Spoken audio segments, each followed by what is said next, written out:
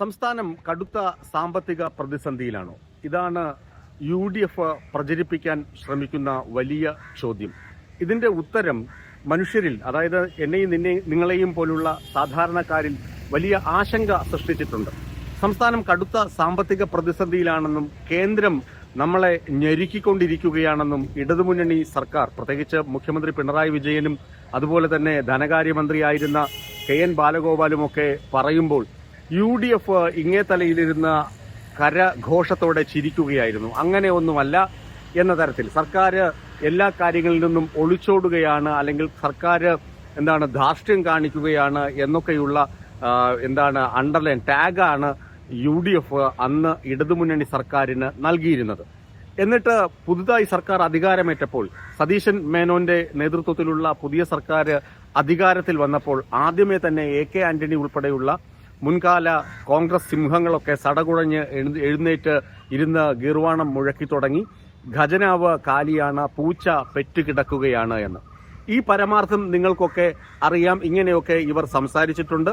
കഴിഞ്ഞ സർക്കാരിനെ ഇവർ ധാർഷ്ട്യമുള്ള സർക്കാരാണെന്നും ജനകീയമായ കാര്യങ്ങൾ യാതൊന്നും ചെയ്യാത്തവരാണെന്നും വിമർശിക്കുകയും ചെയ്തിരുന്നു എന്ന കാര്യവും നിങ്ങൾക്ക് അറിയാം. എന്റെ സംശയം മാത്രമാണ് പ്രേക്ഷകരുമായി പങ്കുവയ്ക്കുന്നത്. 6300 കോടി രൂപയുടെ നീക്കിയിരിപ്പ്, ലിക്വിഡ് കാഷ് ഖജനാവിൽ ഉണ്ടെന്ന് മുൻ ധനകാര്യമന്ത്രി KN ബാലഗോപാൽ പറഞ്ഞിരുന്നു. ഈ പറഞ്ഞത് വാസ്തവമാണോ?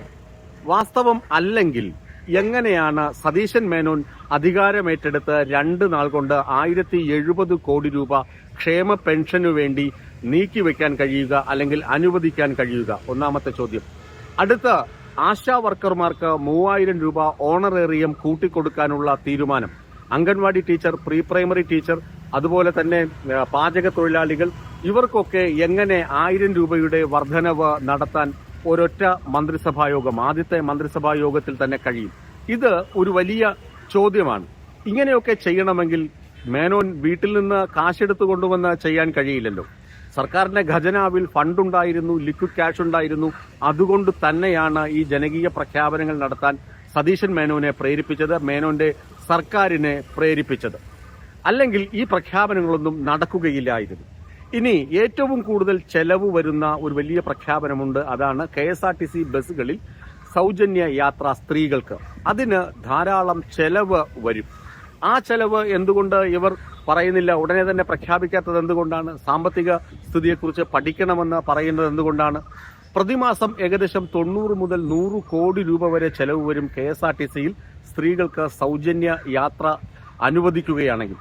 അപ്പോൾ അത് പഠിച്ചേ തീരുകയുള്ളൂ. കാരണം KSRTC കട്ടപ്പുറത്ത് നിന്ന് നിലത്തിറങ്ങി ചൊവ്വേ നേരെ ഓടാൻ തുടങ്ങിയിട്ട് അധിക നാളായിട്ടില്ല. KB ഗണേഷ് കുമാറൊക്കെ അധികാരത്തിലെത്തിയ ശേഷമാണ് KSRTCക്ക് ശ്വാസം വീണത്, ജീവനക്കാർക്ക് കൃത്യമായി ശമ്പളം കൊടുക്കാൻ കഴിഞ്ഞത്, അല്ലെങ്കിൽ ജീവനക്കാർക്ക് പലവ്യഞ്ജന കടയിൽ നിന്ന് പോലും സാധനങ്ങൾ കടം വാങ്ങാൻ പോലും വയ്യാത്ത അവസ്ഥയിലായിരുന്നു എന്ന കാര്യവും നമുക്ക് ഏവർക്കും അറിയാം.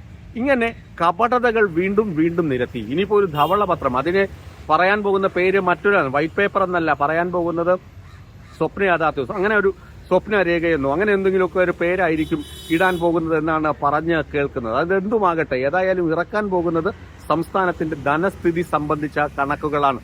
ആ കണക്കുകൾ ഇനിയിപ്പോൾ കിട്ടാനുള്ളത് 30,000 കോടിയോളം രൂപ കേന്ദ്ര സർക്കാരിൽ നിന്ന് ഉടനെ തന്നെ സംസ്ഥാന സർക്കാരിന് ലഭിക്കാനുള്ള സാധ്യതകളുണ്ട്. PM ശ്രീയിൽ അംഗത്വം, അല്ലെങ്കിൽ PM ശ്രീയുമായി ചേർന്ന് പ്രവർത്തിക്കാൻ പുതുതായി ചുമതലയേറ്റ വിദ്യാഭ്യാസ മന്ത്രിയും വിദ്യാഭ്യാസ പ്രിൻസിപ്പൽ സെക്രട്ടറിയും ഒക്കെ ഇടപെട്ട് കഴിഞ്ഞു. അപ്പോൾ അതിലൂടെ ഏകദേശം 1 ലക്ഷം കോടിയോളം രൂപ വിദ്യാഭ്യാസ വകുപ്പിന് ലഭിക്കും. അങ്ങനെ ഫണ്ടിന്റെ കാര്യത്തിൽ യാതൊരു ചാഞ്ചല്യവുമില്ല. PM ശ്രീയിൽ നിന്ന് ഇടതുമുന്നണി സർക്കാർ പിന്നോട്ട് നിന്നത് രാഷ്ട്രീയപരമായ കാര്യങ്ങൾ കൊണ്ടാണ്. എന്നാൽ മേനോൻ സർക്കാരിന് ആ ഒരു രാഷ്ട്രീയമില്ല. സത്യപ്രതിജ്ഞാ വേദിയിൽ തന്നെ വന്ദേ മാതരം തെറ്റുകൂടാതെ എല്ലാം മുഴുവൻ പാടിയത് AICCയും അതുപോലെ തന്നെ കോൺഗ്രസ് വർക്കിംഗ് കമ്മിറ്റിയും ഒക്കെ എതിർത്തിരുന്ന കാര്യമാണ്. വന്ദേ മാതരം പൂർണ്ണതോതിൽ അംഗീകരിക്കാൻ പാടില്ല, അതിന്റെ ആദ്യത്തെ 8 വരികൾ മാത്രം ദേശീയ ഗീതമായി പ്രഖ്യാപിച്ചാൽ മതി എന്നത് കോൺഗ്രസിന്റെ അപ്രഖ്യാപിത അജണ്ടയിലുള്ളതാണ്. അതുപോലും മാറ്റിവെച്ച് മുഴുവൻ രൂപത്തിൽ വന്ദേമാതരം പാടിയത് ഉൾപ്പെടെയുള്ള കാര്യങ്ങൾ വെച്ച് പരിശോധിക്കുകയാണെങ്കിൽ മേനോൻ സർക്കാർ കേന്ദ്രത്തിന് കീഴ്പ്പെട്ട സർക്കാരാണ്.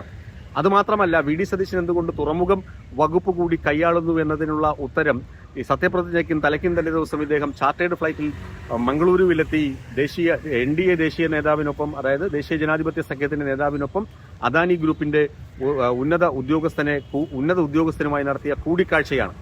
ഈ സംഭവങ്ങളൊക്കെ ചേർത്ത് വായിച്ചു വേണം മേനോൻ സർക്കാരിന് ആദ്യമേ തന്നെ 100-ൽ 100 മാർക്ക് കൊടുക്കാൻ.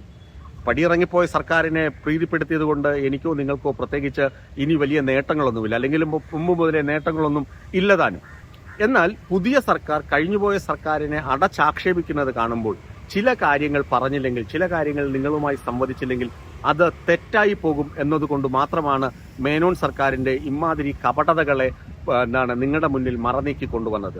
ഖജനാവിൽ പൂച്ചപെറ്റ് കിടക്കുന്നില്ല. സതീശന്റെ ഈ കുന്തളിപ്പൊക്കെ, അതായത് സതീശ മേനോന്റെ ഈ കുന്തളിപ്പ് എന്ന് പറയുമ്പോൾ ഇങ്ങനെ വാരിക്കോരി ചെലവാക്കാനുണ്ട്. ഈ കുന്തളിപ്പിനൊക്കെ ഉള്ള ഫണ്ട് ഖജനാവിൽ ഉണ്ടായിരുന്നു എന്ന് ചുരുക്കം.